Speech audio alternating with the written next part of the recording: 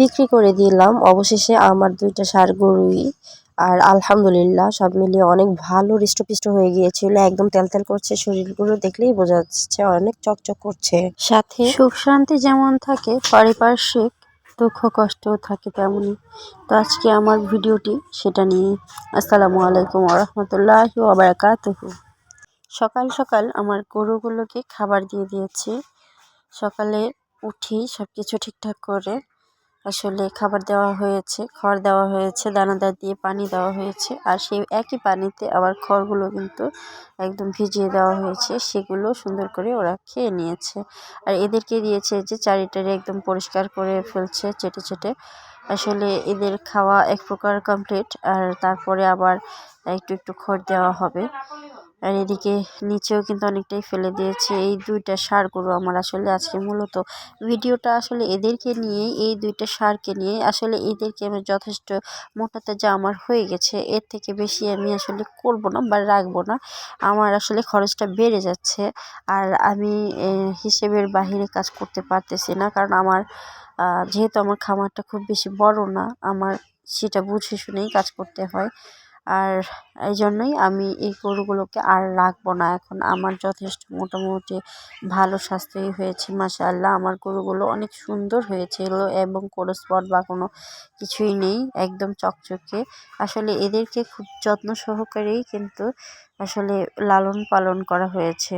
এই জন্য এদের শরীর একদম চকচকে বললেই চলে। এদের কোনো ধরনের কোনো রোগ টোগ কিছুই নেই।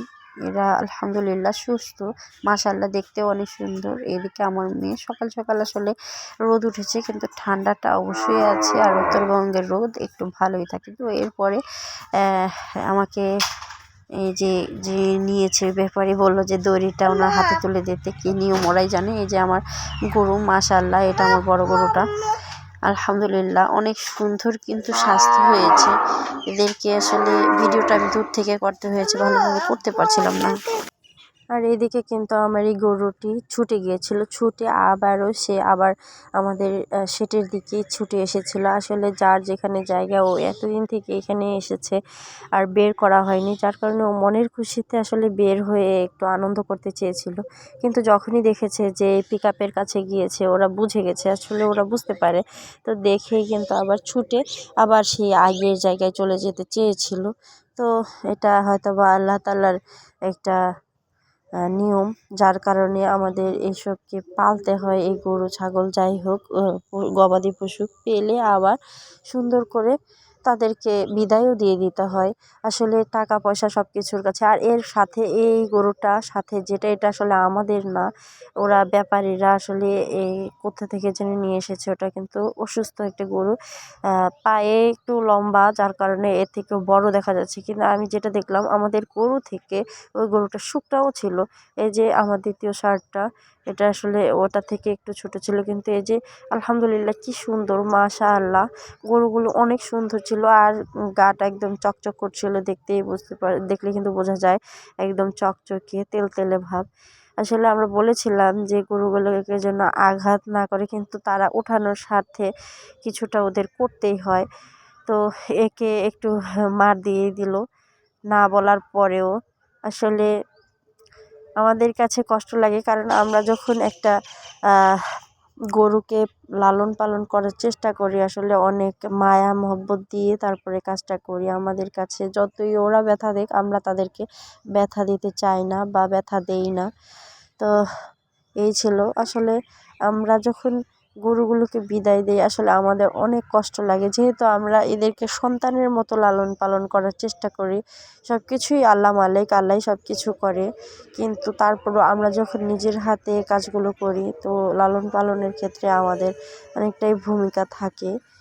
গরুগুলোকে বিদায় দিয়ে দিলাম। আসলে আবার এটাও আমি বলছিলাম যে সাথে অসুস্থ গরু নিয়ে যাচ্ছে, তো ওনারা ওনাদের মতো করে কথা বলে। কিন্তু আসলে এই কারণেই আমাদের হাটের থেকে গরু আনতে আসলে আমাদের একটু ভয় লাগে, কারণ অসুস্থ গরুর সাথে সুস্থ গরুগুলোকে মিক্স করে ফেলে ওরা, একসাথেই নিয়ে যায়। ওই গরুটা এগুলো থেকে একটু বড় মনে হচ্ছে, কিন্তু আসলে বড় হলেও স্বাস্থ্য কিন্তু আমাদেরটাই ভালো ছিল, আমি দেখেছি, আর সুস্থও ছিল আলহামদুলিল্লাহ। তো এই হচ্ছে কি আমার গরুগুলোকে এইভাবে বিদায় দিতে হলো, কষ্টও লাগে।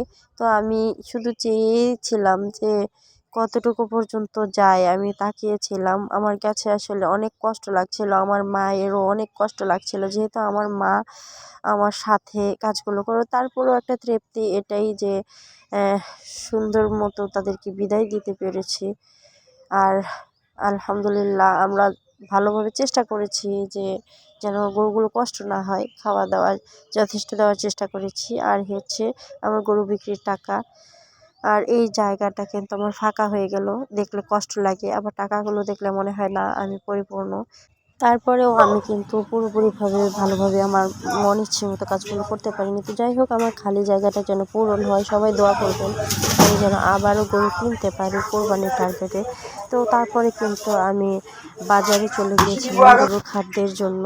আসলে সব খাবার একসাথে মিক্স করে আমাকে দিতে হয়, কারণ আলাদা আলাদাভাবে দিতে গেলে বিভিন্ন ধরনের সমস্যা হয়, দিতে সময়ও লাগে, দীর্ঘ সময়। যার কারণে আমি সবগুলো একসাথে করে, এখানে 200 কেজির মতো খাবার আছে। এখানে গমের ভুসি, কৌড়া, ডালের 2-3 ধরনের ভুসি, তারপর ডিসিপি, লবণ, সয়াবিন মিল, সরিষার খোল, প্রায় 8-10 পদের একসাথে আমি মিক্স করে নিয়েছি। তো আসলে সব কিছু একসাথে মিক্স করে নিয়েছি আমার বকনাগুলোর জন্য। তো এগুলোই ছিল আমার আজকের বিষয়। তো সবাই আমার জন্য দোয়া করবেন। আল্লাহ হাফেজ।